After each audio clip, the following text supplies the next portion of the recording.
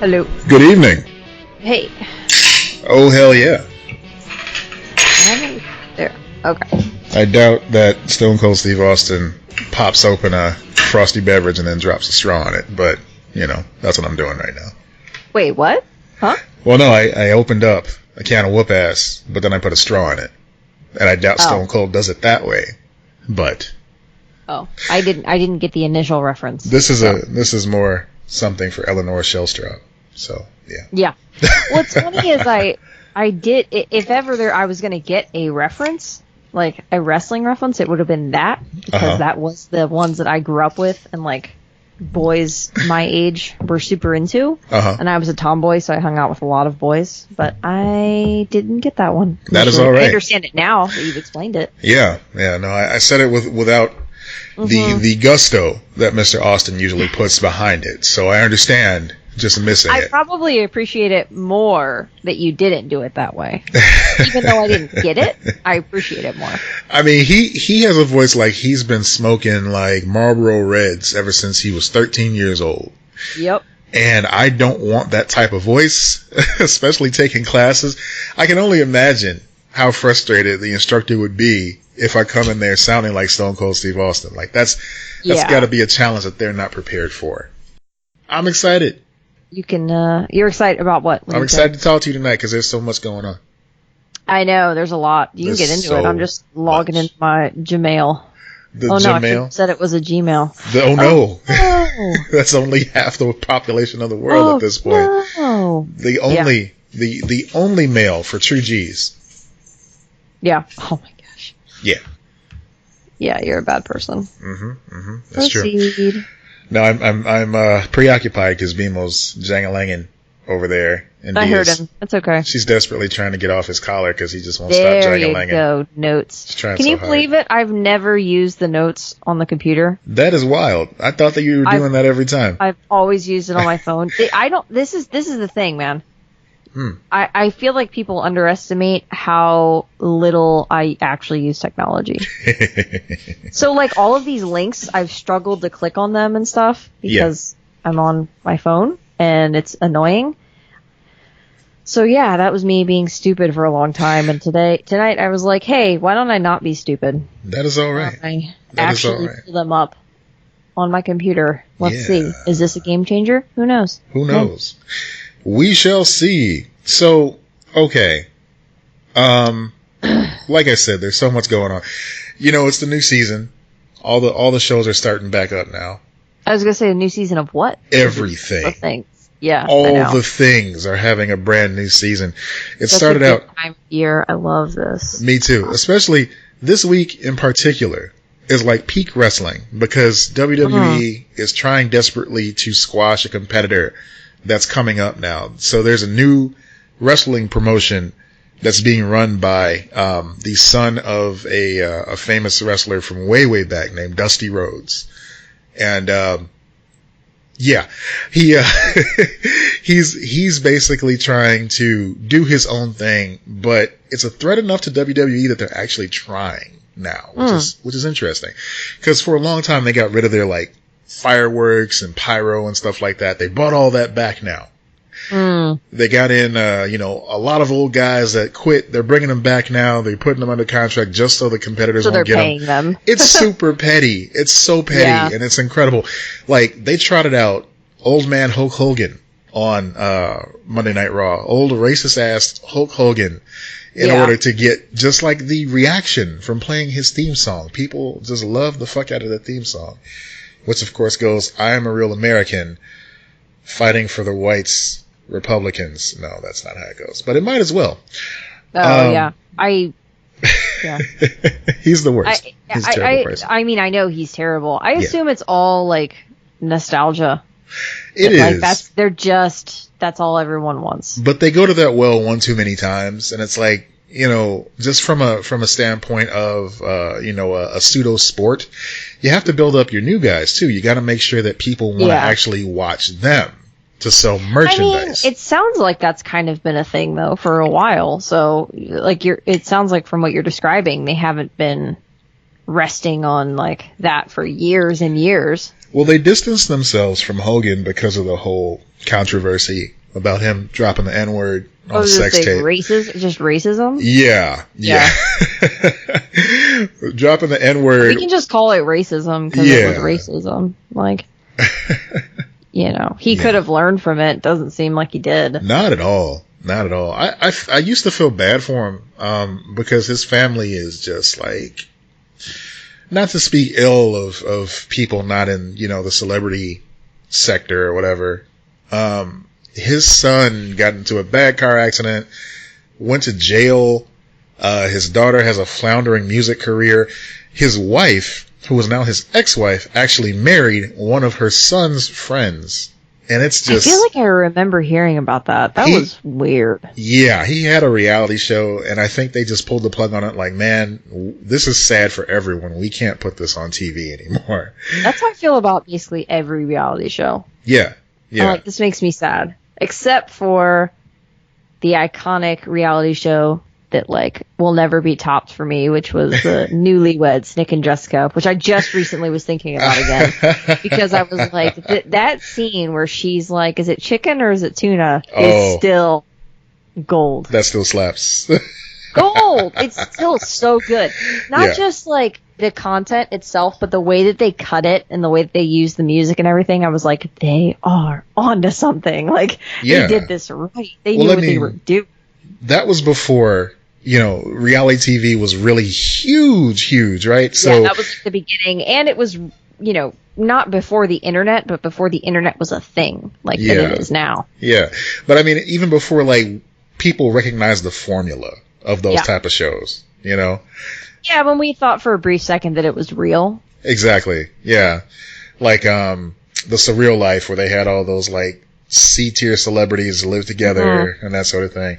Flavor of Love, I watched some of that trash, I did. Of course, everybody watched The Real World at one point. Right. I never really got into The Real World. I watched the challenge ones. Though. Oh, yeah. Because I liked that part. I liked that they were fighting and, like, assholes to each other, so that real world element. But I also liked that it was a game as well, like a Survivor type game. Now, that's interesting because that brings us back to wrestling, because the fake world of professional wrestling is a lot like the fake world of reality TV. So yeah, it's definitely reality TV. Yeah. So like Mike Mizanin, who used to be on The Real World, he's now a wrestler who goes by The Miz, Yeah, that doesn't surprise me that they would all just go over into that. Yeah. Isn't one of the guys from Queer Eye, wasn't he a Real World guy? I don't know. I'm not sure. One of them it was like years ago. But my favorite one of these reality show guys that became a wrestler, he's Austin Madelson. He was so into wrestling when he became a part of Big Brother that he immediately went into the minor leagues. He went over to NXT.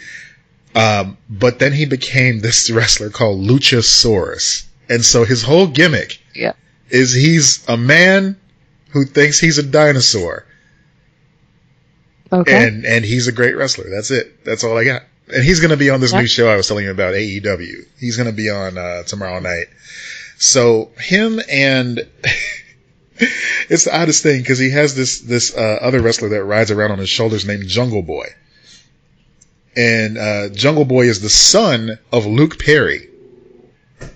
Oh, that's right. I vaguely remember, because I didn't know that was a thing until Luke Perry unfortunately passed away. Yeah. So and I saw, his son is a wrestler or was working on becoming a wrestler or whatever. Yeah, and I think it's kind of sweet because, of course, his father passed away around the time this whole AEW thing was getting started up. So Jack Perry is his name. Of course, like anybody, he'd have a hard time dealing with it. So literally, this dude, Luchasaurus, just put him on his shoulders. And their whole gimmick is that Jungle Boy rides around on his pet dinosaur, Luchasaurus. And they're a tag team. And I love it. They're called the Jurassic Express. Oh my God. Yeah. Yeah. Yeah. It's just ridiculous enough to be fun. It's like, we're not taking it too seriously. We know this isn't real life. It's just, we're having a blast out here being a boy and his dinosaur. So let us do that. So, it's kind of cool. It's like, it's a soap opera. Like, that's right. what. Right. A little bit of soap opera, a little bit of ballet. Ballet, yeah. A little bit of theater. So, Definitely theater. Let's talk about some men in tights that people actually care about. Let's talk about these Supermans. Supermen. So they're teasing Crisis. They keep teasing Crisis. Did we talk about Brandon Routh last week? Or did that come out? I think it came out right, like, a couple days after we recorded. Well, let's talk about it again. Let's talk about him again. No, I don't know what. No, I know we didn't, because I was in my Friday class. Okay. And you texted me the picture, and I was like, what the shit? Like, I was freaking out in the middle of my class. It was just a rumor until then. So the picture that he put up on Instagram was just a silhouette initially of him with the S curl, Right, and he was teasing, like, okay, and then he obviously, when he was at Comic-Con, he showed the Kingdom Come logo shirt, so it was like, oh, he's going to be Kingdom Come, and then he had confirmed that they were going to go with that design on his Instagram with, like, a drawing or whatever, but then they debuted this suit, and between those initial pictures and the picture that he released today, so it's Brandon Routh and Tyler Hoechlin, who is the current Superman on Supergirl and everything like that. Yep. It's the two of them together. Tom Welling missing. It's okay. He's going to be Clark Kent. It's fine. But Hoechlin and Routh in full gear. Yes. At the Daily Planet. You can see the suits. Yes. You can see the suits side by side. And I got to say, I think that this Brandon Routh suit might be the best suit I've ever seen put to film. Well, I was taking a closer look at it, and it looks like it's just the same suit from Returns, but he just put the bigger Kingdom Come S on there. I don't think so. Like, if you look closely at the material, it has that same type of grain that the suit from Superman Returns had. It looks like they might have helped a little bit with the musculature around the chest and pectoral area, which is fine. Did you ever look at up-close photos of the Superman Returns suit? Oh, yeah. It looks like the same color to me. It looks like the same color and material. I don't think it's the same color, but it's definitely not as stupid as that suit, because that suit had little S's. That's what made up the texture. Was that the same suit, or was that I thought that was the newer, the Cavill one. No. The Superman Returns suit was now you're making me question it. That's fine. I mean, this is what we're here for. We're here to dig it, to get to the bottom. It was like tiny S's. I'm 99% sure. Yes. Okay. No. Yes. No. Making me question it. Damn it. Now I'm trying to find the photo. Like, okay, but I know that the Superman Returns outfit had that little emblem on it. Like, it was smaller than what people are used to with the Superman emblem. Yeah. But I'm looking at the Superman Returns suit right now, and it does not look the same. So the Superman Returns blue is kind of similar, but it's more pale. Yeah. And the red of both the S and the cape is like burgundy. Yeah. And then obviously it's yellow instead of black. Oh, well, you know what? You're right. Because the Superman Returns suit, it was actually kind of like tucked into the neck. Right. So you're right about that. And now Tyler Hoechlin, his suit, I think, with the exception of where it clips in, which is very similar to, they obviously modeled it after Supergirl's outfit on the show. Yeah. So, with the exception of that, looks very similar to Henry Cavill's suit. So the Kingdom Come suit that he has on here, it tucks in more around the collarbone region. Okay, so I'm looking at up close. Let me finish just describing it so people will stop being frustrated. So, the Superman Returns suit had more like a leathery cape. This has more of a cloth look to it.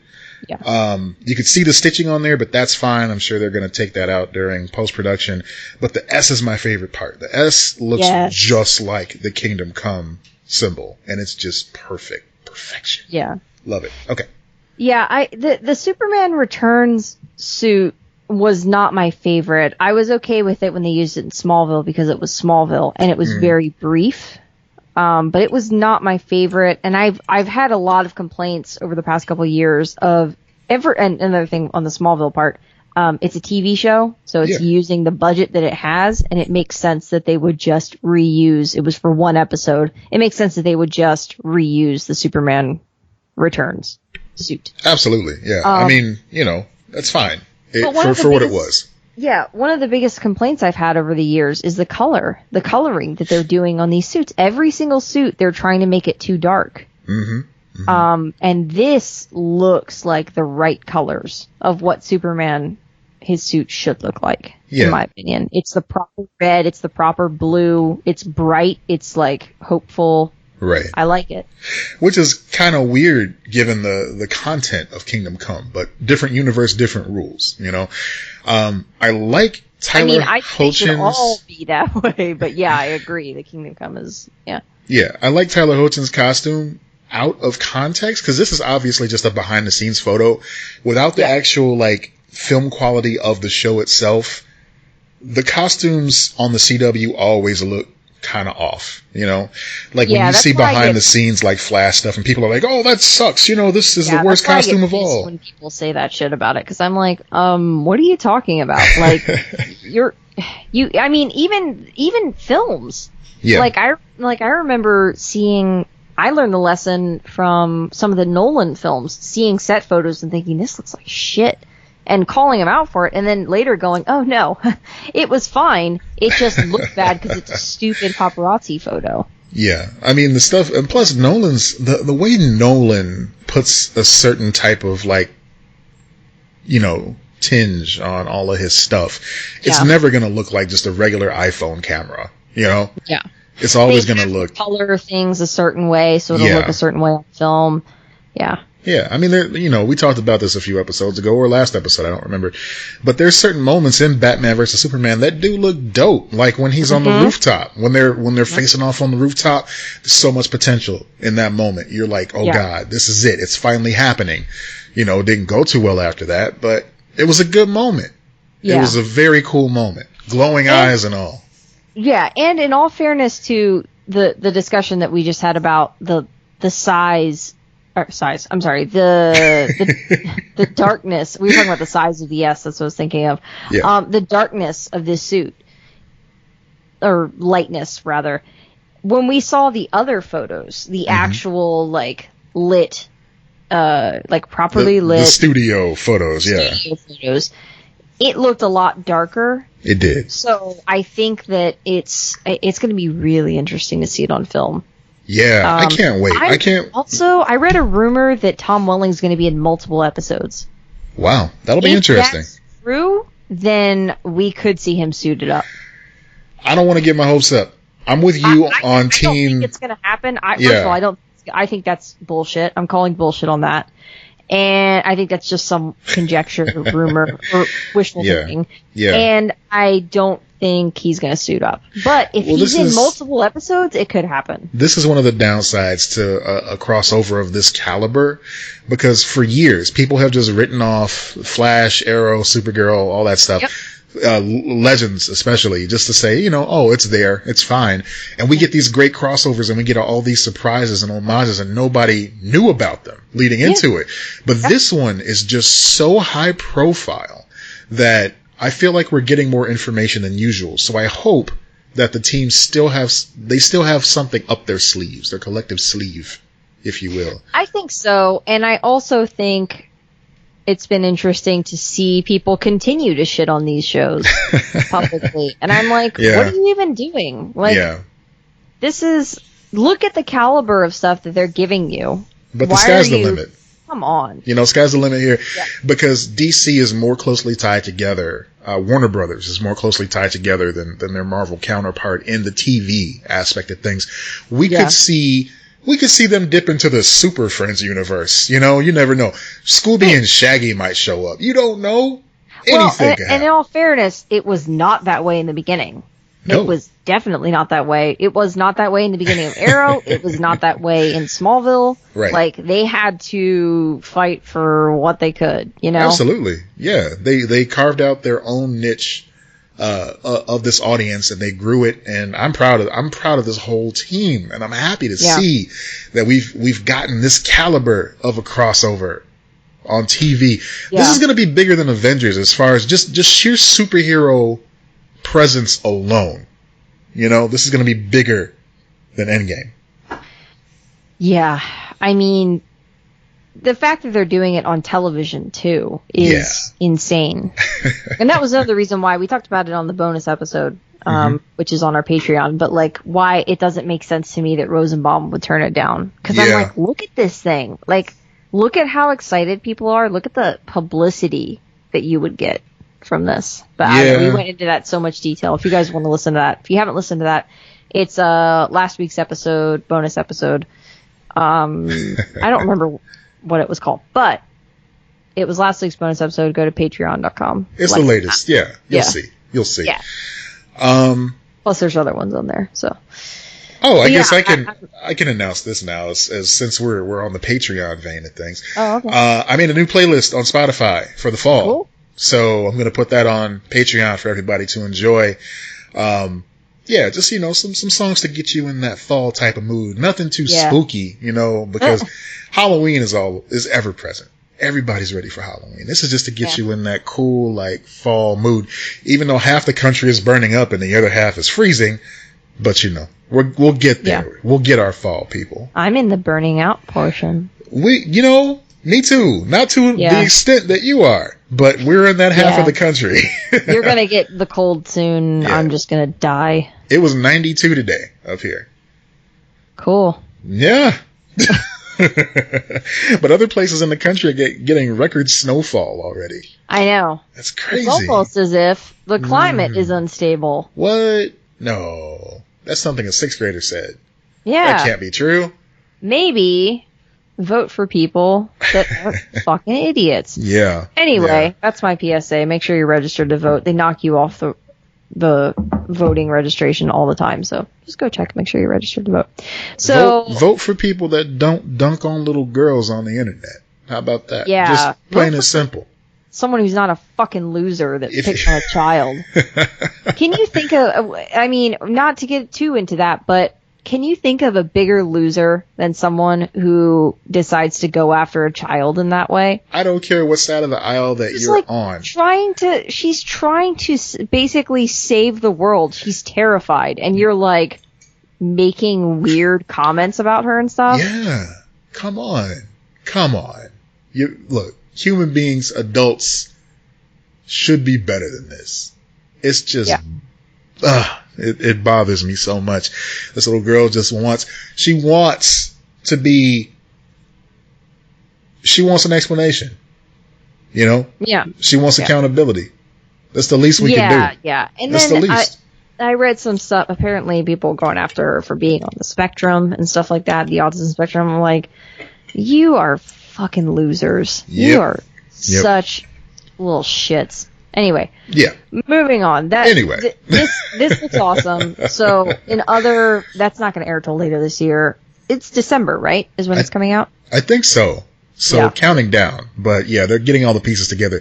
It almost feels like they have the majority of it done already. And this is just my theorizing. I don't have anything to go off of except my gut feeling. They're filming it now. Yeah, but hear me out. I feel like they have the majority of it filmed, like the main story portions of it, but they're just getting all like the cameos done, like as they can, And again, I mean, just to go back a little bit on Rosenbaum, I feel like that might have been why they told him, we don't know when it's going to be, because they didn't. They're just trying to like figure it out themselves. Like when you have time, I think they were trying to be accommodating and not just be like, oh yeah, we'll tell you come to us. No, it's just this YouTuber that I really like, he was like, what if Rosenbaum is just like faking us out and he's going to show up as the Flash? I want it. Because I want that to be the case. In the animated series. Dude, if he showed up as the Flash with Kevin, is that none of this is going to happen, guys? Nope. But it would be really cool. It would be really cool.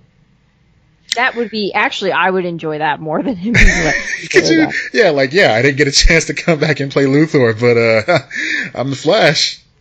Yeah, I could see him being more excited for that too. Yeah, I mean, different. He wouldn't even have to shave his head. Hey. No. He was never going to shave his head for this. No. They would have put a bald cap on. That's the other thing too. The technology of like just things like that have gotten way better. So if they were making Smallville today, they wouldn't have to shave his head. Right. They'd be fine. I mean, it might be more convenient, but they would have been fine. Now, do you want to stay on the Warner Brothers path, or you want to go on to something else? And then, just what to is kind of the Warner Brothers path? We've got a couple other Warner Brothers projects that we made notes for let's just keep talking about fall TV for now, because that's what we're talking about. Yeah. So, did you ever get into Masked Singer? No, I haven't. Okay. So, I mean, I know what it is, the reality show, right? Yeah, it's it's kind of fascinating because they had so many people on there. It was in Japan or something like that originally. It seems like a very Japanese type of concept, right? No, it's a remake. It is a remake of a Japanese show? Yeah, I think it's Japanese. Because Ryan Reynolds went on it a couple years ago. The Japanese, I think it was the Japanese. You're right. No, you're totally right. It's Korean called or something. King of Masked Singer. And it is Korean, yes. Mm-hmm. Yeah, and that went viral. So I saw that, and then all of a sudden it was on in the U.S. I'm like, what the fuck is going on? And people love it. Yeah. It's huge. Yeah, they really do. So it's got season 2 is going on right now, and I guess season 3 has already been confirmed. So the first season, underneath these masks, they had Antonio Brown, who's an NFL player, because I had to look it up myself. Tommy Chong of Cheech and Chong. Terry Bradshaw, the dude who's always on Fox NFL. Margaret Cho. Tori Spelling. Ricky Lake. I didn't know she was. I just found that out reading her name out loud. LaToya Jackson. Rumor Willis. Joey Fatone. Yeah.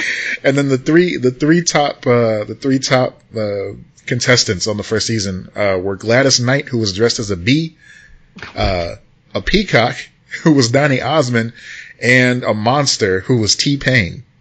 Isn't Donny Osmond dead, or am I thinking of someone else? He was the peacock. Well, I know he was the peacock, but hasn't he died since? I'm thinking of someone else. No. Just his career. He's fine. Okay. Well, clearly not. He's a bee or a peacock, whatever. Yeah.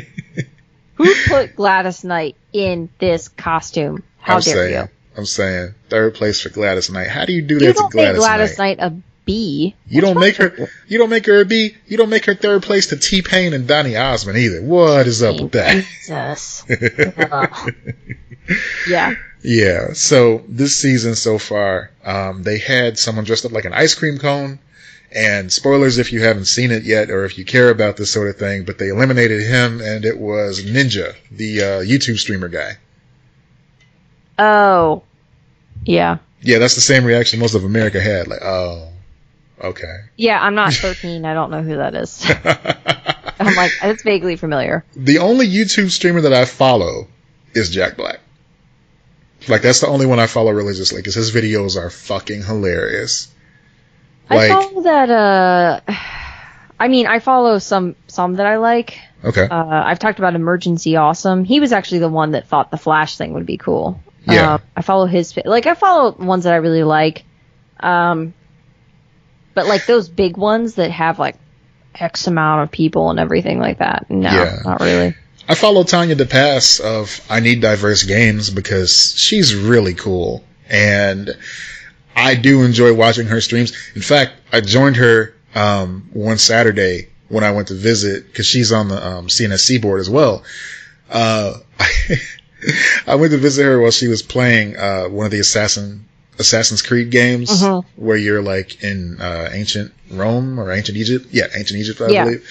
And she had a horse, and the horse just glitched out and just fell down a mountain, and we were just like distraught. It was a whole thing.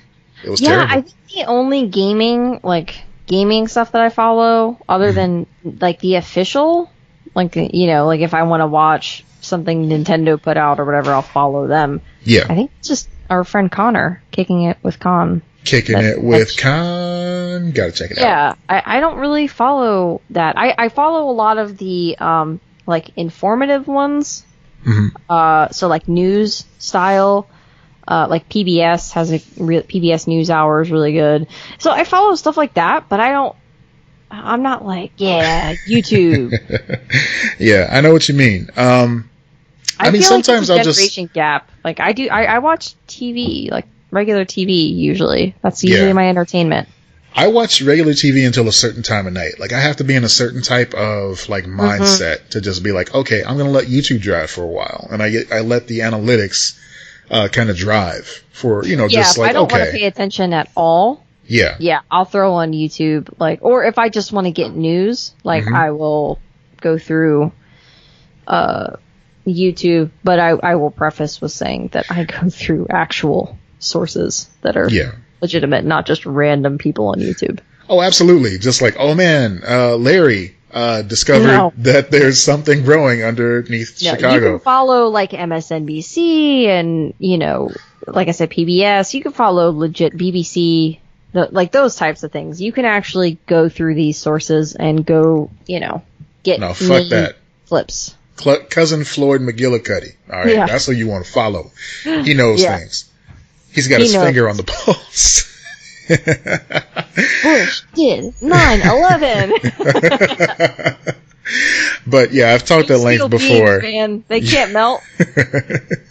I've talked about Defunctland and all the theme park ride documentary shows. They're all kind of on break right now. So one that is consistent and one that I have actually petitioned to narrate an episode of has been Did You Know Gaming?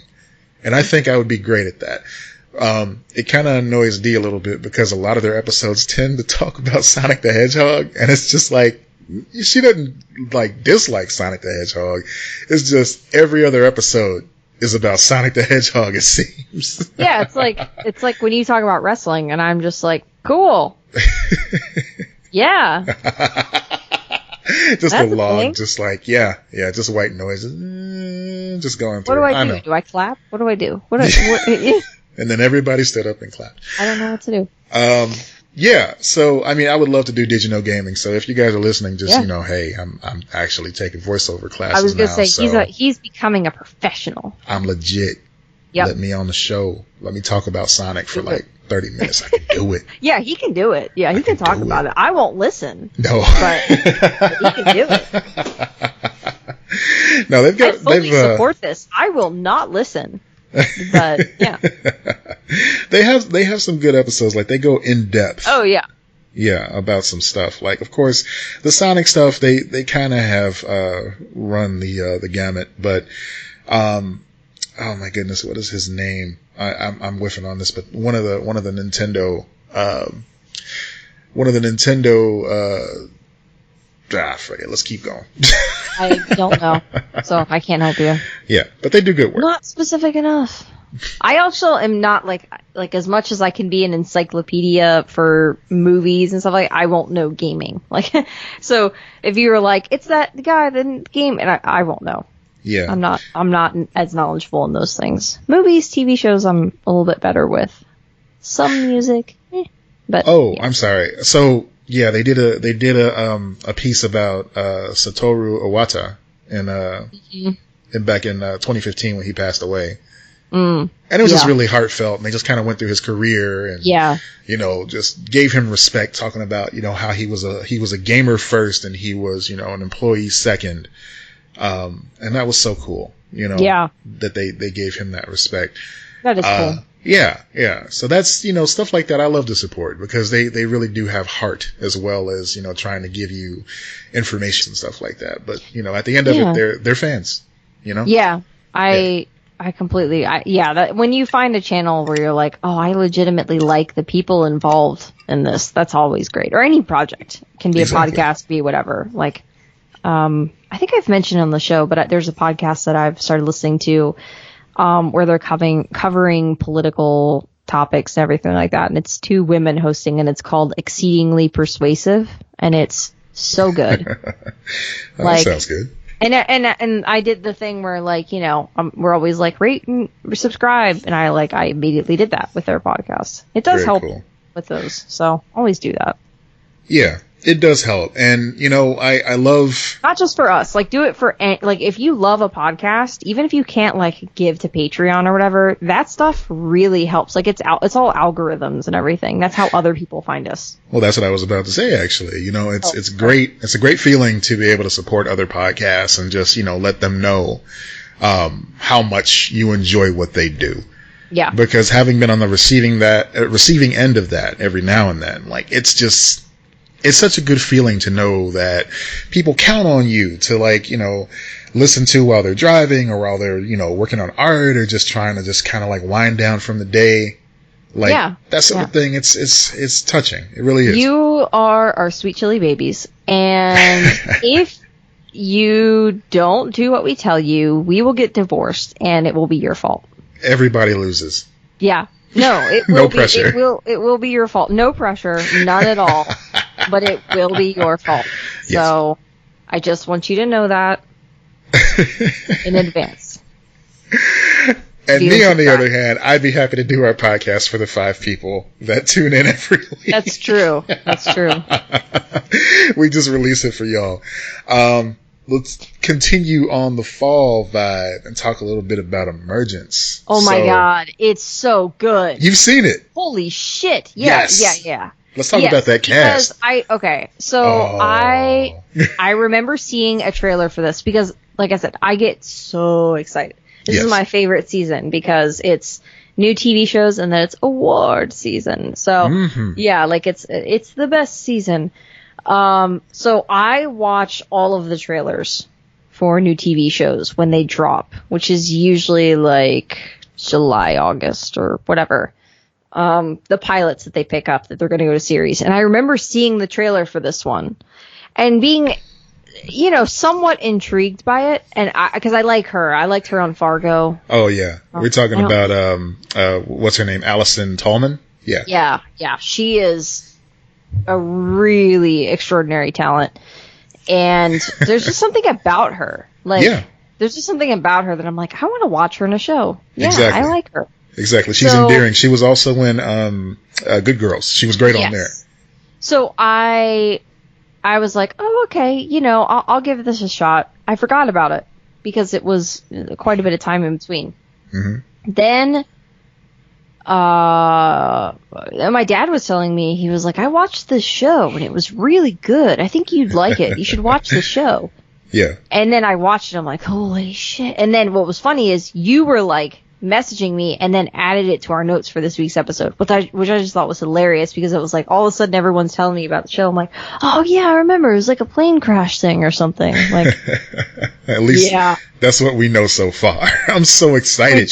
Which is, we're definitely not going to talk about the content because you just have to watch it. It's on, if you go, I'm sure it's just on ABC's website right now, but it is on Hulu. So just watch it. Like, we can't.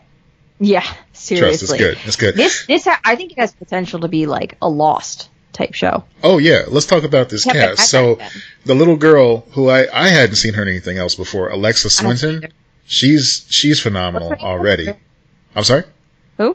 What's her name again? Alexa Swinton is her name. Okay. Yeah. So I haven't seen her in anything before, but rounding out the cast, 2 of my MVPs, Clancy Brown, and of course, America's favorite, Donald Faison. I had no clue Donald Faison was on this. Me neither. Yes. It was such a great surprise, you know, because like, you know, all right, so Dee and I are watching it and we're trying to figure out this whole family situation, right? Because initially I read it as Clancy Brown was the husband. And I'm like, that's a weird, you know, age gap for a network TV show like this. Okay. And then the daughter, her daughter played by, a young lady named, Ashley Ofterhide. Yeah, I don't. Yeah. So she reads as, you know, mixed race. So I'm like, okay, where did this little girl come from? Is she adopted? What's going on? You know, did the dad go? Did he leave? Whatever. And then the dad shows up and it's Donald Faison. I'm like, yes, that's so great. Yeah. I was like, oh, okay. You know what's cool too is that they were like, that's her daughter. And I didn't actually even think about that. That was interesting that you that you're like, oh, she adopted, she this and that, because it really has become more of a normal thing you see in like commercials and TV shows where you really don't, or at least I don't question it as much anymore. I will at times. I guess I probably would have had they not shown her, him as early as they did. Yeah. But I didn't really quite think about it first. Every once in a while I do see a commercial or something where there will be a same-sex couple or a interracial couple or whatever, and I'm like, wait a second, that was cool. Right. But to clarify, like, I appreciate that too. That's why I was like so hyped about it. Like, this is so great. You're very much against interracial couples. That's why we podcasting. Yeah. That is actually what this is all about. If you donate to our Patreon, please know that. No, I'm just kidding. I know what you're getting into. Would that be a weird take in 2019 to be like, I'm very against interracial marriages? It's like, what the fuck? What year are you living in? Right. Of all things to take a stand on. Yeah. Sorry. I'm for all of the other things. I'm pro-choice. I'm pro-gay marriage. I'm for all those things. I'm actually very progressive. Universal basic income, not a bad idea. But I draw the line at interracial marriage. That's it. That's where I'm like, too far. It's like women wearing skirts higher than their, have their mid shin. Oh no. For it. Oh no. That's too much. No, that's too much right there. Gay marriage is fine. But girls wearing short skirts? No. Yeah, Can't have that. Yeah. Like picking, I love the idea of this just like weird person that's like just super progressive on every single thing. They're like, you know what? Universal healthcare. That's a good idea. I think we should do that. I saw a woman showing her wrists the other day. And I was offended. I called the police. I was keeping it in the bedroom, lady. Yeah. Wow. Too far. You know what? Too far. Oh man, yeah, that would be a trip. Yeah. But check out Emergence. It's good shit. It's so good. It's my favorite new show for sure. I'm really liking it. It's got teeth. Did you ever watch Kyle XY? A little bit, yeah. So it reminded me a little bit of that. Okay.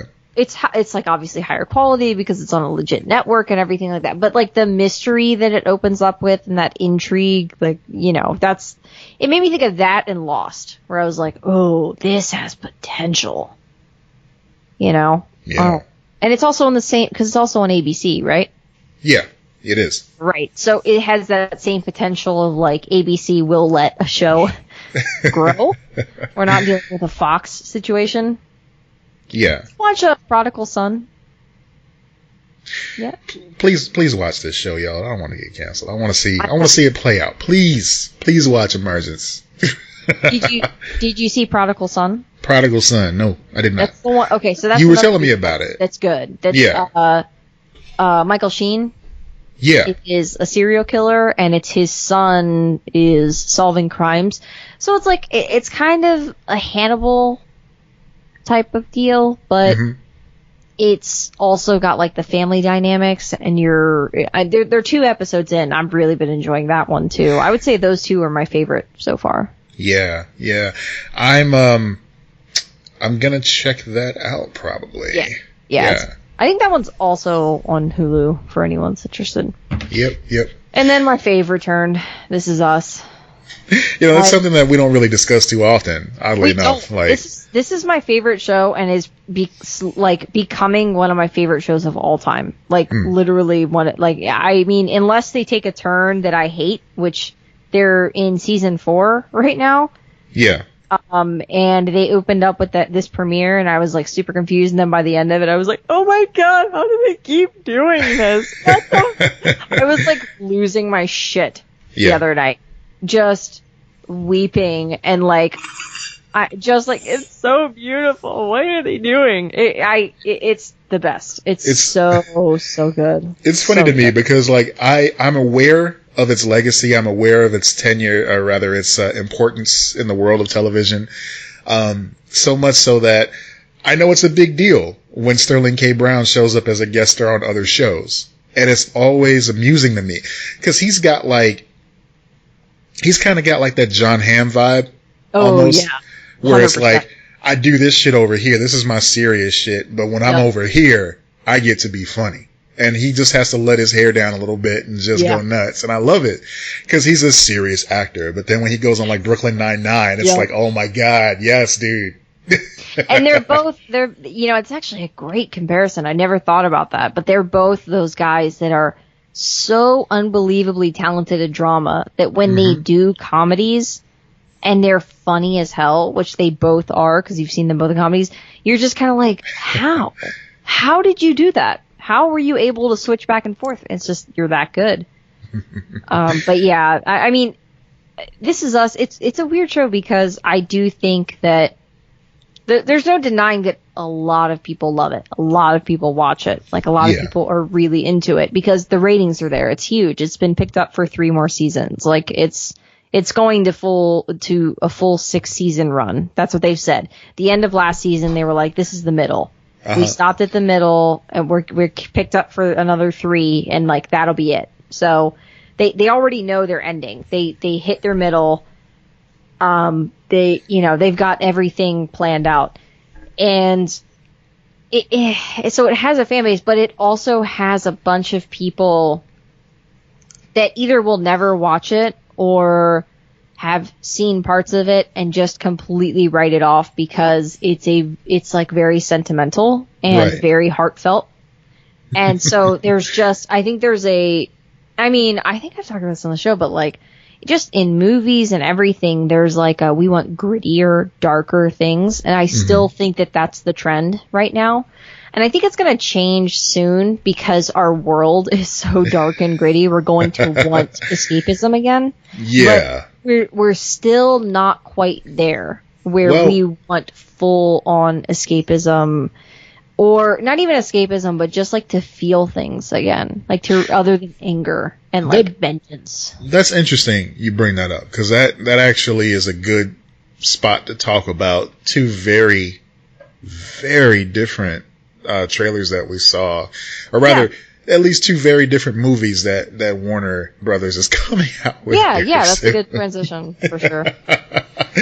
So, of course, the Joker movie is coming out at the end of this week, thankfully. Yeah.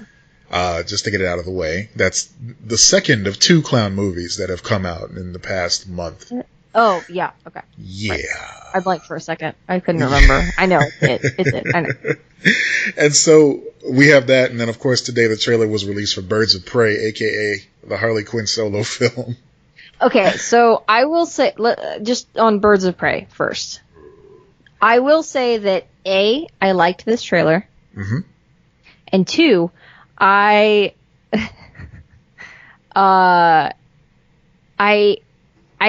did see parts of, what's it called? What was the movie she was in? Suicide Squad the other day. Yeah. Okay. I was watching, like, it was on cable, and I was like in between doing some classwork and stuff. So I turned it on for a few minutes and I watched a couple minutes of it and I was like, you know what? I don't like this movie, but she is awesome. I really like her as Harley Quinn. So I'm excited for this movie. Like, you've never seen Suicide Squad all the way through? No, I started it and I was like, I hate this so much. And then I've watched bits and pieces in between. Yeah. I think in like 5 years, I'll probably have seen all of it. Yeah. Through cable. I think with time, I've probably mentioned this before. I actually enjoyed Suicide Squad. I thought it was a decent film, just based on the farcical nature of it. It was just like, okay, this movie doesn't matter. Hate Jared Leto.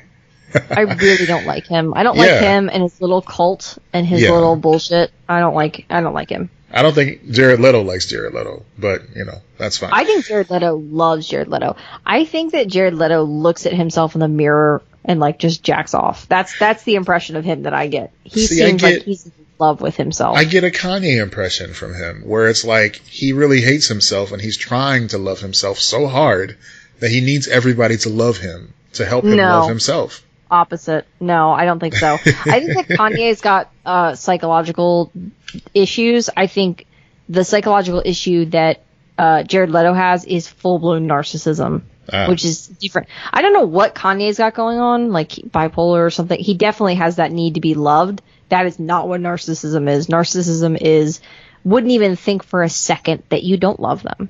Uh-huh. It's just like, no, of course you love me. Why wouldn't you? I'm perfect. Like, that's what, and that's the impression that I get of Jared Leto. So when they're like having him showed up with his like stupid grill and tattooed face, I'm like, ugh, get out of here. Yeah. But this is no more Mr. J. Like, it's just Birds of Prey. Like, it's Harley doing her own thing. That I'm all on board for. Yeah. I don't know, man. Like, it's still, even without Jared Leto's presence, that version of the Joker, his stank, is still ever present in this franchise. It is, least, but I think that we can get past it. Yeah, eventually. Yeah. Now this version of Harley Quinn draws heavily from the whole solo series that she had in New 52, which was done by Amanda Palmer and Jimmy Palmiotti, which basically did a lot to separate her from the Joker. It was like basically her just becoming her own person. Like, she's had solo series before, but it's always been kind of like, okay, this is like, you know, the Superman's pal Jimmy Olsen to the Joker, you know, that sort of thing. Even in the trailer, she mentions like Harley Quinn means an assistant, and I am not going to be a second banana anymore, and all that stuff. Yeah. She joined a roller derby league and started to do that. And that's also part of the comic too. They actually alluded to that in the trailer. So we're going to see a lot of interesting things here.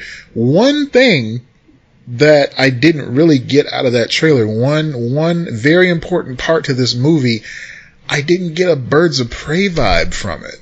Like, I didn't register any other character in there except for Harley Quinn. I do understand that. It does feel like a Harley Quinn trailer, not a Birds of Prey trailer. Because they have all these other women in there that are just like plain clothes and, you know, stars that we haven't really seen before, except for like, you know, Ewan McGregor, of course, and, you know, some others. It's the first trailer, but yeah, I understand. But yeah, I mean, everything about the marketing so far has been very Harley Quinn centric, because it's not even just Birds of Prey anymore. It's Birds of Prey and the Emancipation of Harley Quinn is the official title. Oh my God, it is? Yes. That's not good. No.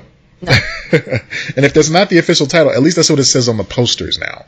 And, you know, if it's basically got all the characters like circling around her head like a Looney Tune, you know, with a little like, birds and butterflies and stuff like that when they get knocked silly. So we'll see what happens. Apparently she's getting a hyena as well, so that's kind of cool. You know? Wait, what? Yeah, like I've seen promotional stills where she's like chilling with a hyena now. So there's that. All right. Okay. Yeah. I'm still intrigued by it. I am too, and I'm curious if they ever will somehow try to shoehorn Joaquin Phoenix's Joker into it. See, I learned how to say his name in between episodes. Yeah. Wait. So he's a part of that, like this. Then what? No, I don't think so. But what I'm saying is he's our current Joker. You know, basically. Is he? Yeah. Is he though? Or I thought Leto was still Joker. Well, I mean, he's like the person playing the Joker most recently, you know? So if this movie does well, and they wanted to somehow get him into the fold, I could see them just saying, forget all that other shit, let's just get Leto out of here and get Phoenix in. Yeah, I don't think he'd do it. No? Unless they have him in contracts. I don't think so. Yeah, I doubt they have him under contract. I think this is a one and done sort of thing, but, you know, money solves a lot of problems, so who knows what'll happen. Yeah. Mm. Yeah. I have not been enjoying anything about Joker. No. Like the press. Oh my God. The press for this movie, the trailers, First of all, I didn't have an interest in it in the first place. I don't care about a solo Joker movie. And then the trailer came out and everyone was like, oh my God, it looks so good. And I'm like, it doesn't look interesting to me. It doesn't look like anything new. I don't care. Maybe if it was Heath Ledger playing it and it was 10 years ago, I'd be interested in it. But I don't think there needs to be a solo Joker movie. I definitely don't think he needs an origin story. I could see a place for it. I mean, don't get me wrong. It's not what this country needs right now. Absolutely not. Yes, that was the question. So that was the question that I had for you. Yeah. Because they were talking about, I guess they shut out journalists to the premiere of the film. And then some other stuff's been happening. Like Todd Phillips, the director, he was like, "You can't make comedies now. You can't be funny." Did you see that? Yeah. So I actually put that in the notes here so I could read this full quote. Right. It goes, "Go try to be funny nowadays with this woke culture," he says. "There were articles written about why comedies don't work anymore. I'll tell you why. Because all the fucking funny guys are like, fuck this shit, because I don't want to offend you. It's hard to argue with 30 million people on Twitter. You just can't do it, right? So you go, I'm out. I'm out, and you know what? I'm out with all my comedies." Yeah, which is so wrong. He's just factually wrong. There are some amazing comedies being made right now, both stand-up and for reference, this is the guy that directed Old School and the Hangover movies. So already, his comedies haven't aged well. Did he direct Anchorman? I don't remember.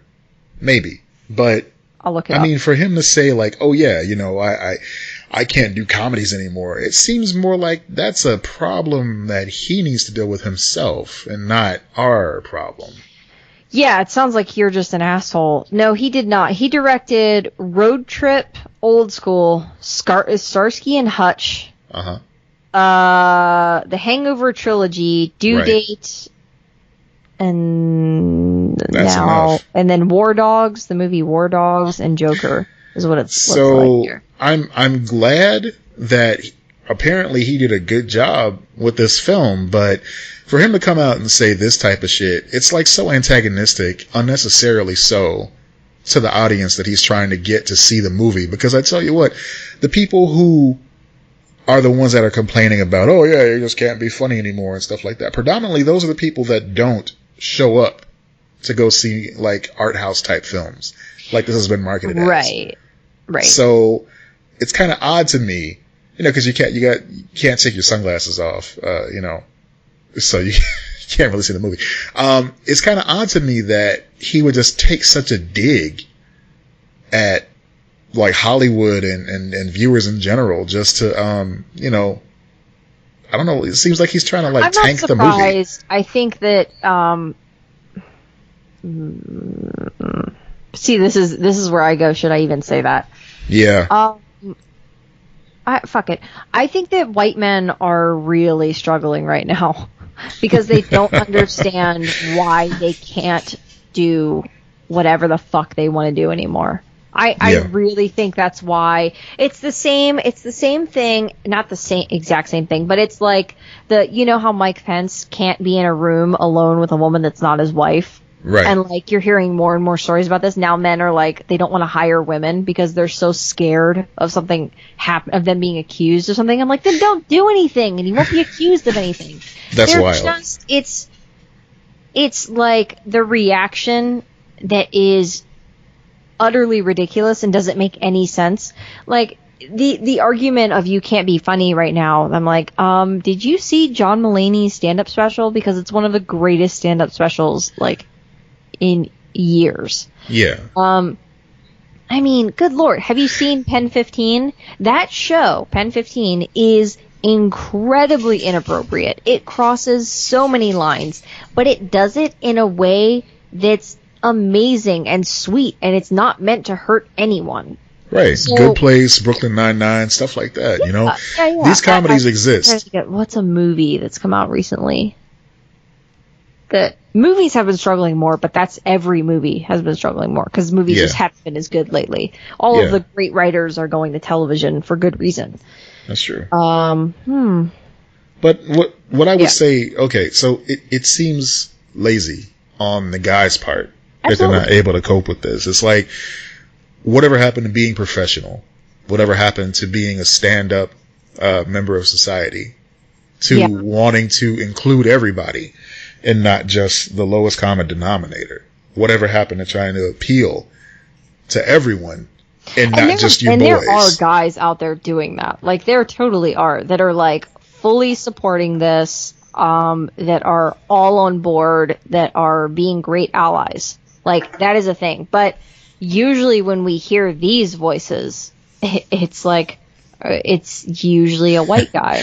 Yeah, and they're the ones that are the loudest, usually, as well. They're the ones that have time to complain all day. I don't care about Tom Phillips, and you know what? Yeah, exactly. Yeah. I don't. So I just don't think this Joker movie should have been made now. And I'm not that person who's like, we should make this thing, because, like, I don't believe that. Like, but for some reason, there's something about this movie that just freaks me out in the climate that we're in. Well, I'll dig in. I'll dig in as well. I don't even think it's a matter of whether or not it should have been made. I think that the type of movie that it is has no place in modern day. And it sounds like I'm trying to, like, work around what you're saying, but I'm trying to put it in the terms of, like, okay, so like Taxi Driver, right? Right. Like Taxi Driver is a classic. Yeah.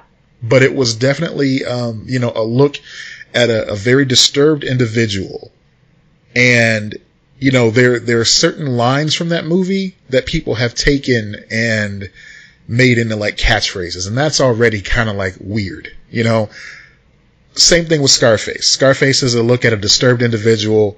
It's got some weird, like, incestuous undertones in there too. Yeah. But people put that movie on a pedestal. And so it's not that good, by the way. Go rewatch Scarface. It's not that good. I'm sorry. Yeah, that accent is just trash. But beyond the Michelle Pfeiffer of that accent. Just go watch her in Batman instead. Yeah, I mean, she's in leather, so you still win. I mean, you win whenever Michelle Pfeiffer is on screen, but yeah. But, I'm saying, if you're trying to I might be gay. That part, I really, wow, that did it for you, huh, Michelle Pfeiffer? Okay. We've discussed this. We've discussed Grease too. Anyway, moving on. Wait a second. Hold on. Okay. Breaking news, ladies and gentlemen. But yeah, like, what I was getting at is, like, those are very interesting movies on their own accord. Watching them as a viewer, watching them as a movie fan, watching them just purely for the art, that's, one thing. But then taking a movie like that, like a Scarface or a Taxi Driver, and trying to get some type of political message out of it, and subscribing to that political message and saying, see, this just reaffirms what I've been telling you all along. They were out to take us down. And then Todd Phillips empowering that mindset by saying, yes, that's exactly what my movie is for. It's for guys like you who feel like, you could be Me Too'd at any moment. That takes me out of it completely. The alt-right guys that are really scary, that are like, we deserve women, and women should be, like, forced to marry us and become, it's a very scary climate for those, Yeah. And last week, you know what, I actually did have inconsiderate to so many people. Yeah. But last week I had a couple of people come to me and say, like, we didn't finish our thought about, what's being said about the Joker movie. Where I was going with that. Oh, we didn't? I didn't realize is the fact that, like, we had this shooter, show up at the Dark Knight and have the brightly colored hair and, shoot up a theater and everything like that. Of course people are going to be hesitant for a movie like this, starring a brightly colored hair individual in a Batman, spinoff. People are going to be on guard. Movie theaters are already saying that, they're warning people against dressing up. Period. And, patrons, staff, everybody. And you know what? I'm just going to be honest. Don't see it in theaters. Like, stay safe. Don't. I'm serious. I don't think it's a good idea. I think it's unsafe. Maybe I'm overreacting, But I'm not going to see it in theaters. Even if I wanted to, which I don't. I'm not saying to make it not get money. Like, I don't care about that part. I'm saying for, like, the sake of safety, I would trust it. It seems like a really freaky, risky film that, you know, someone's going to get obsessed with it or use it, even if they haven't seen it, use it for whatever stupid thing that they're thinking of. I don't know. Maybe that's a huge overreaction. Right. But you know what? It's funny because it sounds like a tweet that I read that mentioned that actually. They were like, hey, are there any black theaters left in New York? Because I want to go see the Joker movie and I want to stay safe. So, yeah. Yeah. Oh, my God. What the fuck, Twitter? Right, oh, my God. Right.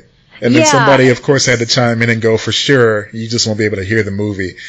I replied to that gentleman, with edginess like that, you'll be hired and fired by SNL in no time. Oh, yeah, that's factual. Yeah. So fuck, man. I tell you what. For the record, that that's not even like true unless it's a comedy. Yeah. I've not found that to be true. I don't know. Do you think that's true? Because I have not found that to be true unless it's a comedy or a horror film. I've been in situations where people have talked during the film. And, you know, I grew up in black neighborhoods, so I'm not really a good, you know, I'm not a good metric for this sort of thing. That's fair. I'm just saying I have been in movies where it's like even just recently, like Get Out, I was the only like white person in the theater, I think. And it was reacting to certain moments, but it would have been anyone's reacting to it because holy shit, what just happened? Man. You know? Yeah, I had an opposite situation in Get Out where it was D&I, and there was like one other black guy in the theater, and we actually happened to sit pretty close to one another. This was like later on in the release of Get Out, like this is our second time seeing it, but you know, it was the end portion where. You know, they finally get away, but then the cops come, and it's like, oh my God, what's gonna happen? You know, the cops show up after he's already taken out what's her face. Yeah. And just me and the black guy look at each other, and it's like, oh my God, you know, just like the tension was still so like there, and it's like I couldn't have shared that moment with anybody, any other stranger in the world than another black man, because it's like, you know, that feeling you get when the cops roll up like that. Speaking of that. You know, just shout out to the jury. Y'all know what I'm talking about. That's all I'm saying. I was shocked as well that they made that decision. Right. I did not think, especially in Texas, I did not think it was going to roll that way. But good.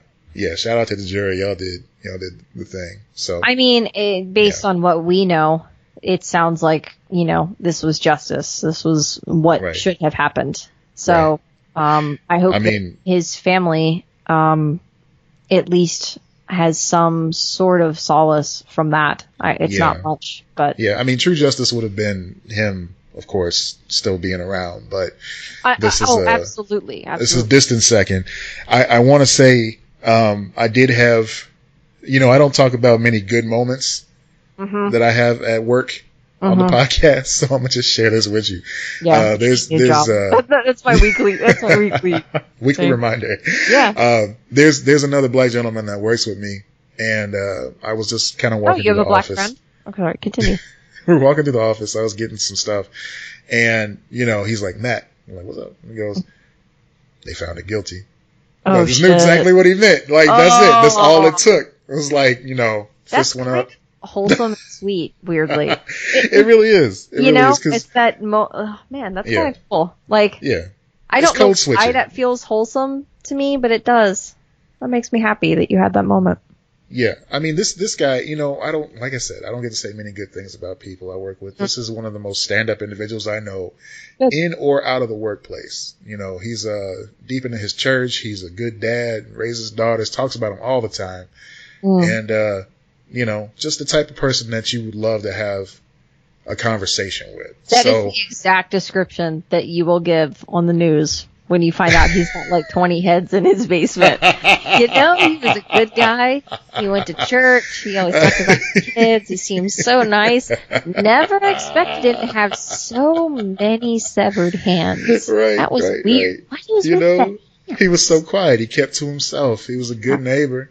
You know, he kept his lawn cut. Anyway, shout out to Reggie. I'm sorry.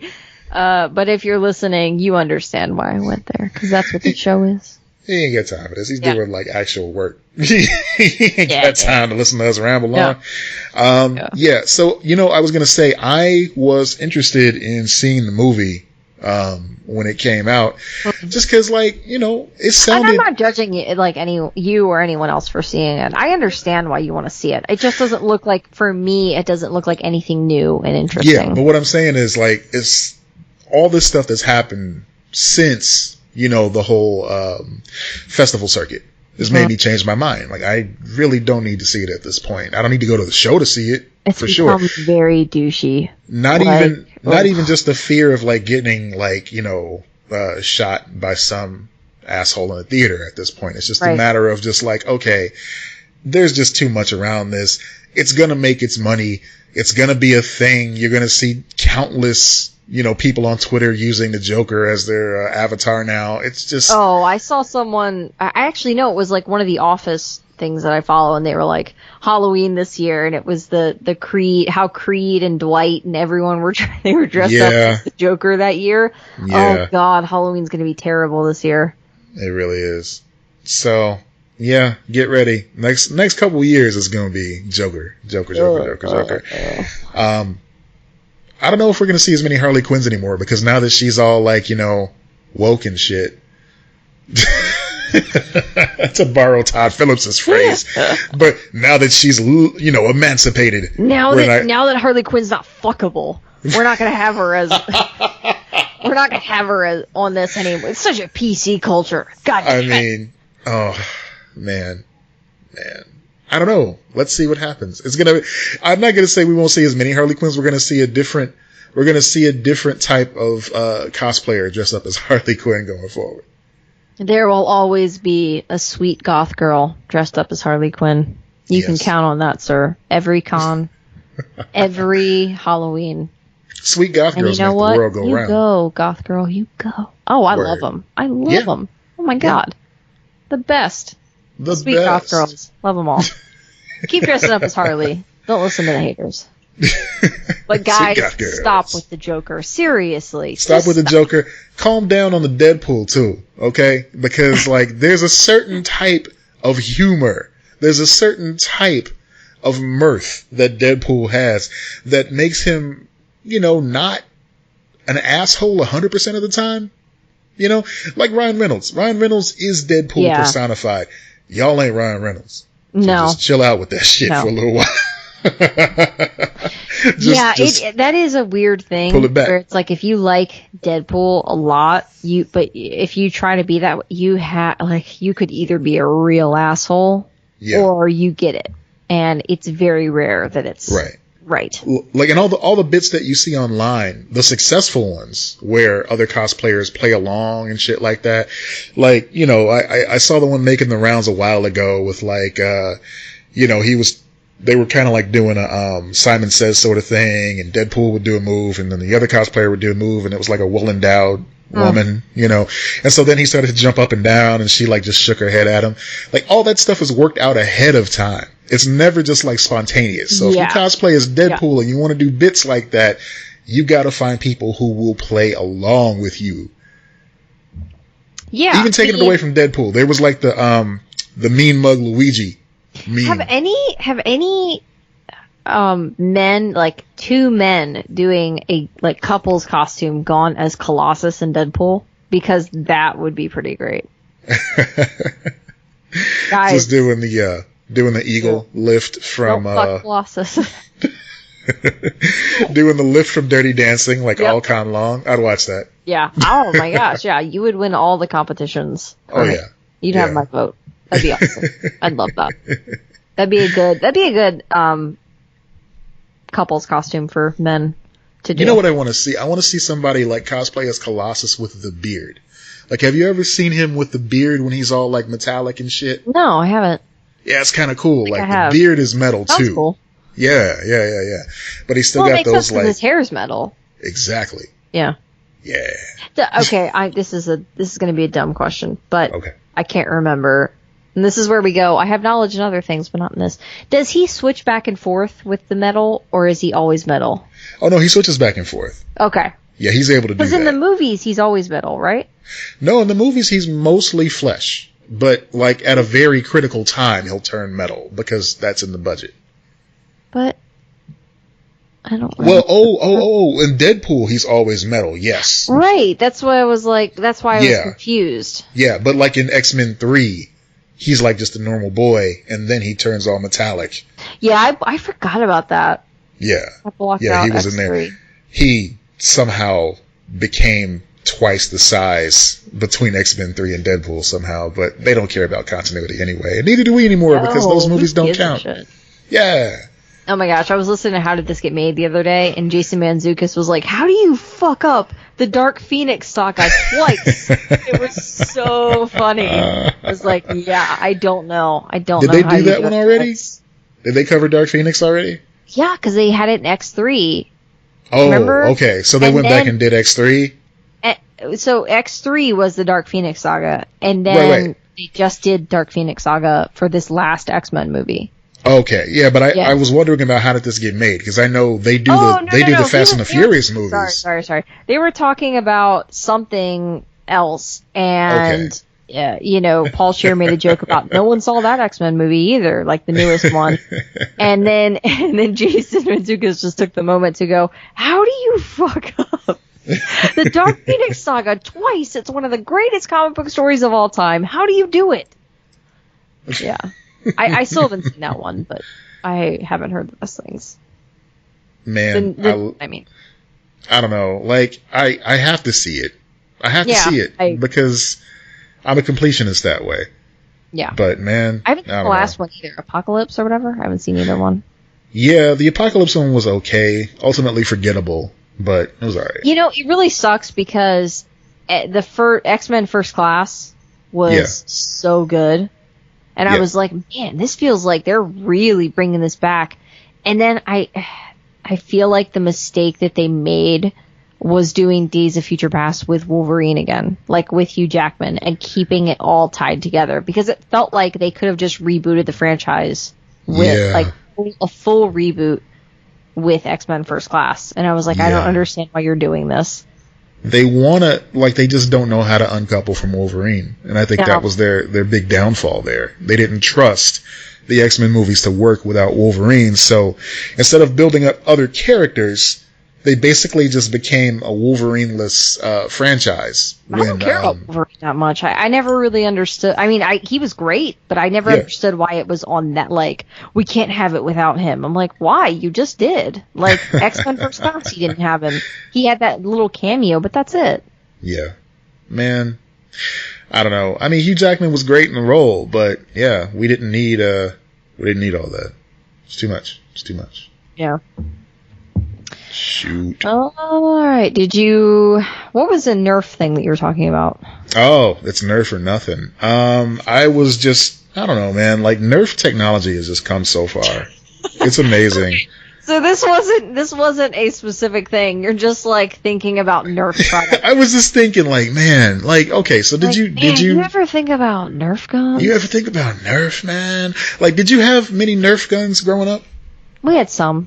Okay. The pastor liked things like that, and then he has a lot with his children now. Like, they have a lot of Nerf guns and stuff. But I don't know how many we had. I don't think it was that common for us. I don't know. He'll probably correct me on that. I don't think he's listening anyway.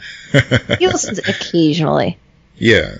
I mean, well, we talk a lot, so we're always here when he's ready. Yeah. Don't. But yeah, like not you guys. No, you guys, please stick around. I've seen a few, not seen a few, but I've had a few rather. And I love them. It's just, expensive. They're expensive. There's like a whole subculture of Nerf, aficionados and weapons and stuff like that. One cool thing they used to do at C2E2 in the early days was they did like a, humans versus zombies type of thing where you would bring your own Nerf gun. Oh, that's cool.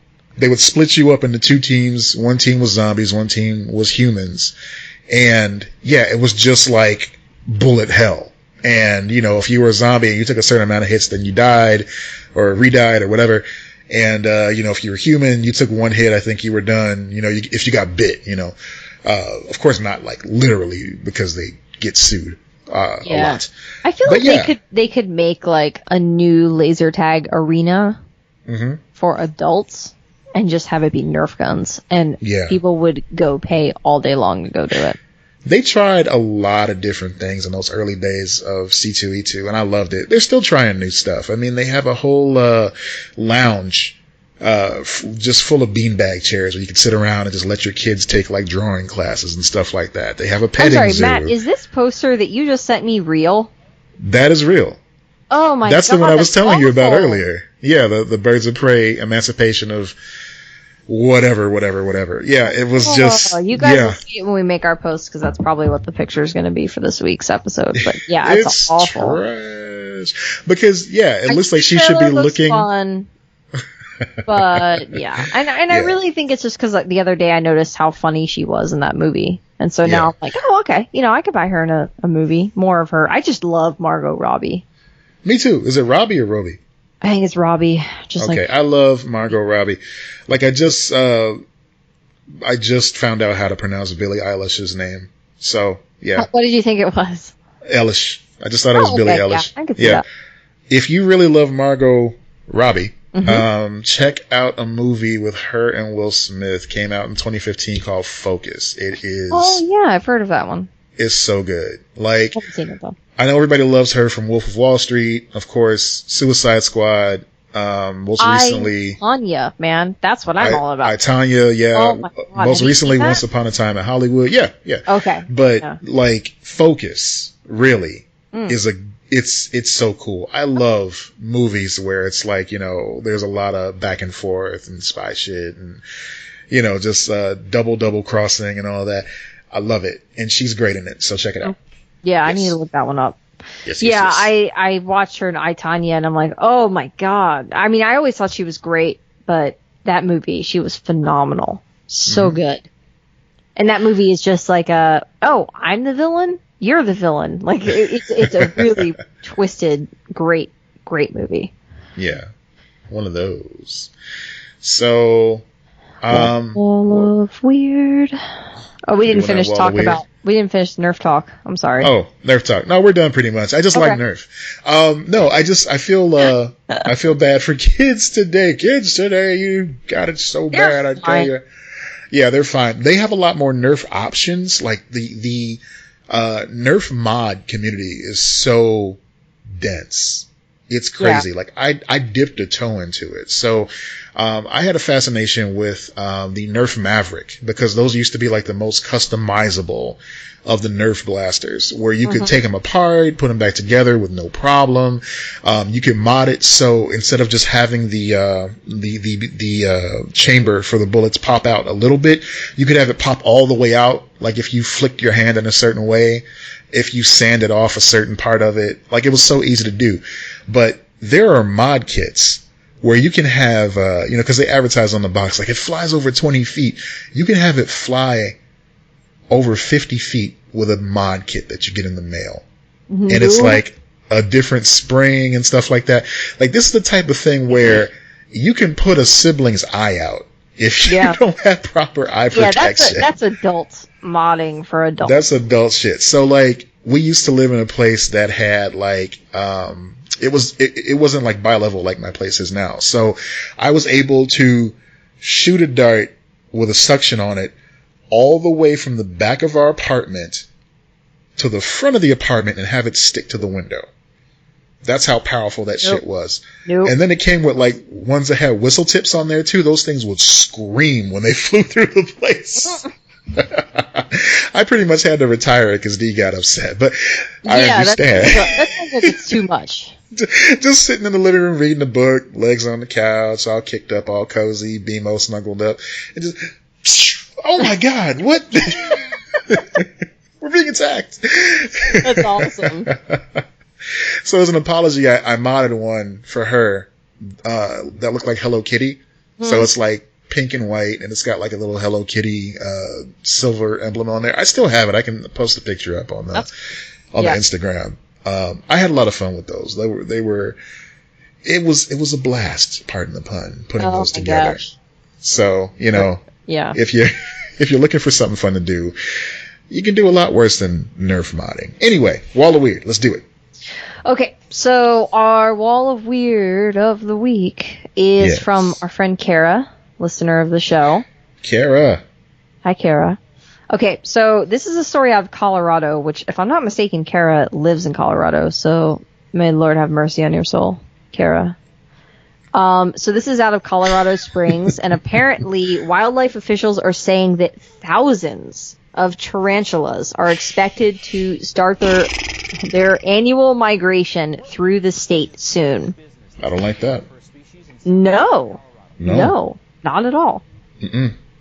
Brown tarantulas migrate through La Junta about 176 miles southeast of Denver.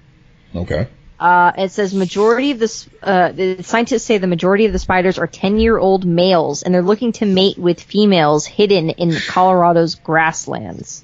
Local males in your area looking for females hidden in grasslands. Also, awesome. 10 years old. I did not know that they were that old. No. That almost makes it worse that they can live for that long.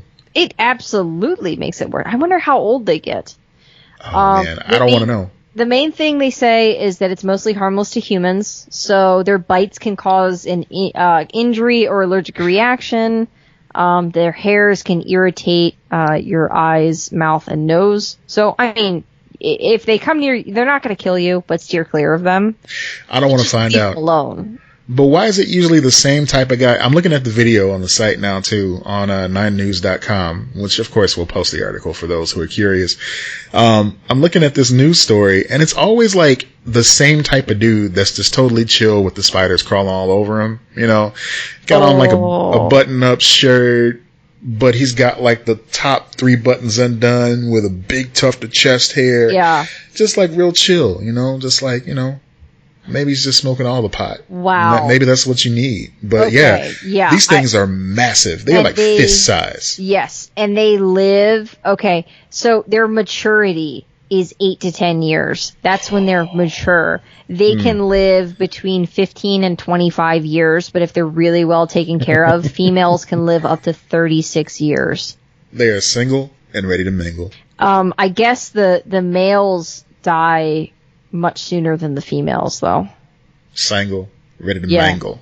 Yeah. Yes. Oh my gosh, that is horrific. But yeah, the 20 to 30 years is the lifespan of a tarantula. Ew. So if you're in Colorado, steer clear. Nasty. Like literally, like they're showing these things crossing the street.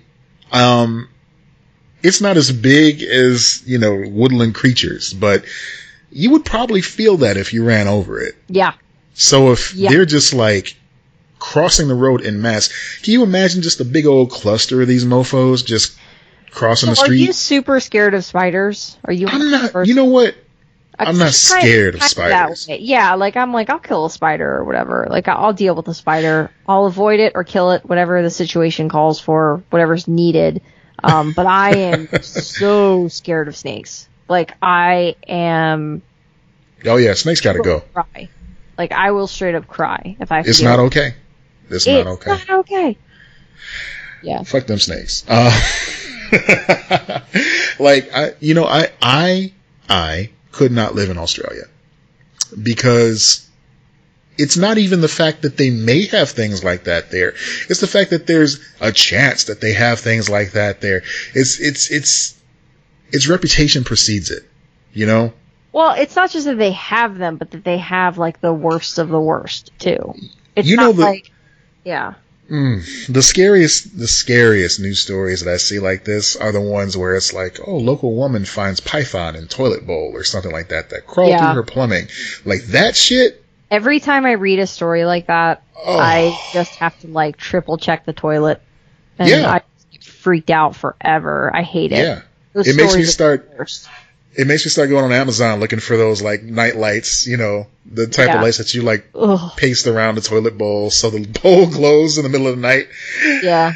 Yeah, but I don't know if that'll act as a beacon attracting those snakes. No, I doubt it, but I don't know. This is another Wall of Weird story real quick. It's just a weird thing, and I don't understand it. This is one that I found.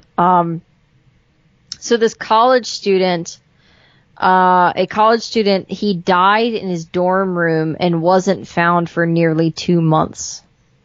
So this is at the University of Canterbury in New Zealand. Wow. He died in his dorm room and his body wasn't found for nearly 2 months. An unnamed student was discovered Monday night after students complained of a mysterious stench in the dorms. And so the young man's father had reportedly contacted the police when he couldn't get in touch with his son. And they didn't even check his dorm room? This is what doesn't make... Yeah, none of this makes sense to me. This is why it's on Wall of Weird. The body was in such a state of decomposition that the disaster identification team reportedly called in to check fingerprints, DNA, and dental records to determine his identity. They haven't released his name. Its cause of death is not clear at the moment. And it says that they don't know how it could have gone unnoticed for so long. Yeah. That's rough, man. Like, to the family. You know what? It's a dorm room. Like, how is that? Even if he has, clearly he doesn't have a roommate in this dorm. So, but how? I mean, dorm rooms are so communal, right? That I don't understand how that happens. I mean, you don't show up for class for that long. And then, I mean, your teachers are obviously emailing you. Was contacting the police. How was his father not calling, like, the school, too? How did his father not go up to the school to check on the kid? Well, I mean, obviously... maybe his father doesn't live close enough. So, okay, that's fair. But after, like, a week, I would imagine, after a week of not trying to get in touch with a loved one and not being able to. Oh, 100%. I mean, less than a week, I'd be freaking out. Yeah. But... not the fact that either the father didn't call the school and they didn't check on the kid, or he did and they still didn't check on the kid. Something's wrong there. Right. I don't know. I feel like there's more to that story than we know. And so I'm interested to see if that develops in a different way. Wall of Weird, y'all. Mm-hmm. Yeah. It was aliens. Aliens. It was a tarantulas is what it was. Yeah. Tarantulas. Man, fucking tarantulas, man. Yeah. What the hell? No, I don't like it. All right. I thought for a second that a tarantula was in your house. It was like, what the hell? Don't joke. Did I seriously. Don't joke. No. You conjured a tarantula. The scorpions. Oh my gosh. So, last but not least, I know I didn't put this on the notes. Excuse me for party foul here. So I asked folks today on Twitter, I asked them, what they eat at the movies, because, a study came out, that showed what each state's, favorite movie candy was. Yeah, some of those are random as hell.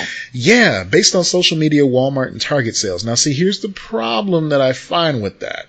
You can't really base movie candy by stuff that you buy at Walmart and Target, because you're not, unless you're the type of person that, maybe like I do, sneaks in candy from time to time so you don't have to pay the exorbitant movie theater fees. It's not going to be a perfect science here. And some of these states, it's just, it's ridiculous what some of these choices are. Yeah. Okay, so, like, apparently Texas is all about the black licorice. Gross. Ugh. Illinois is all about sixlets. Again, like you said. I don't know what gross. That is. Yeah, it's just like this little sweet candy. It's color coded, and it just doesn't make any sense at all. Black Nevada licorice should be banned. Like, if you're consuming black licorice, what is wrong with you? Who hurt you? Florida is all about dum-dums. Yeah, that was very random. I mean, there are a bunch of dum-dums here, so that makes sense. But all that's saying is that when people go to Walmart and Target, they're buying, like, big old 5-pound bags of dum-dums and eating them wherever. They could be putting them in their office waiting room. Buy dum-dums without buying, like, a 5-pound bag of it. And there are a bunch of doctors and stuff down here Right. Older people come move down here, come stay here for long periods of time. So yeah, I did. That's just random, very random. It's an unofficial list. There's also apparently Alaska likes those wax bottle candies, which I don't understand at all. We'll put the when I release the episode, we'll put this image in with it. My favorite thing was the Wisconsin craft cheese slices. That's not even a candy. How is that? That's not even a candy. So this is some farcical type stuff here, but we did get some replies. This is what we bring to movie theaters, though. Yeah, like, lights, camera, barstool is where this comes sometimes from. You just want to sit down and you want to watch Joaquin Phoenix go make a Joker movie. You want a slice of craft cheese. Who doesn't? So I am Aaron J says that his is popcorn with pretzel M&Ms sprinkled into the bag. Also curly fries. Good one. Curly fries and honey mustard. I haven't heard of that one before. It's interesting. Our good friend Art of Chase on Twitter. She says, "Oh, what would I personally eat if I went to the movies? Bunch of Crunch or Sour Patch? 100%. No drinks though. Don't want to miss part of the movie." Wait, you said her, right? Yeah. Yeah, my girl. Yeah, my girl. Geo Gant of Geo Gant Art, who draws Beware of Toddler, which is something that everyone should check out because that shit is hilarious. Cool. Says nachos. I agree 100%. Good movie theater nachos. You cannot pass them by. So this seems like snack versus candy, though. This is the problem. So I totally agree. I think that nachos are the best snack. Yes. But like candy's a different category. But anyway, candy's a different category. Nachos. I agree. But I just, you know what? I was vague. I put it out there. What do you eat at the movies is what I said. Yeah, no. You're right. Yeah. Chris Russell, Tech Dude TX on Twitter, says, while it's on my brand, unless they're counting Twizzlers, never have I ever seen licorice in a movie theater in Texas. And I agree. Again, these choices are strange. Absolutely. Wisconsin is not selling cheese slices. Craft cheese slices in their movie theaters. He goes, also team sour gummy worms if I'm getting candy, but popcorn always. I mean, you can't beat the classics. Yeah. Lizzie _Decide says Sour Patch Kids. Yeah. And Mary Cravenos, I can't say this right. Purdy Mary K says Red Vines, M&M's, mint, peanut, crunchy, or pretzel. Man, she just got it all. I like everything with Red Vines. Stop with that.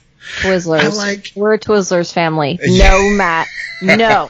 Don't even start. We're a Twizzlers family. Red Vines and Mr. Pibb are crazy. Do you delicious. like eating plastic too? You freaking nut job. And that's why I don't eat Twizzlers, because if I'm eating Twizzlers in the dark and I get carried away, I eat the freaking bag because it tastes exactly the same. What? Fuck a Twizzler.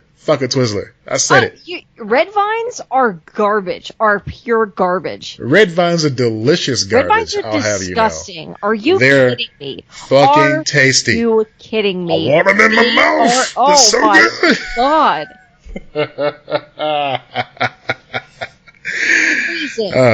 I'm going to have fun editing the audio from this episode. Yeah. So, as we continue to fight... You disgusting human. As we continue to fight, thank you guys for listening. Check out LexandMattPod.com for even more. Thank you, as always, to our wonderful patrons. That payment hit, and we would just like to thank you, as always, for what you do for us. Everybody listening, go check out iTunes. One of those, if I can get that out of my mouth. Yeah. Give us a rating as you see fit. I'm not going to try to dictate what that rating might be, but But yeah, that really helps us if you give us a rating and you subscribe to the show. Obviously, Patreon is how we keep the show running. So if you go to patreon.com/LexandMatt or go to LexandMattPod.com, there's a link on the side to our Patreon and to all of the places where you can listen to the show. Yeah. I should probably update that website because I haven't done that in a while. Last but not least, call somebody you love. Call somebody that loves you. I mean, obviously not if it's late at night, because that would be rude. But if it's appropriate. Watch This Is Us with someone you love and then cry. Cry like a little baby. Like a little sweet chili baby. On that note, I'm Matt Peters. I'm Lex Lutz. And it's your turn. Be excellent to each other. Bye. Bye, sweet jelly baby.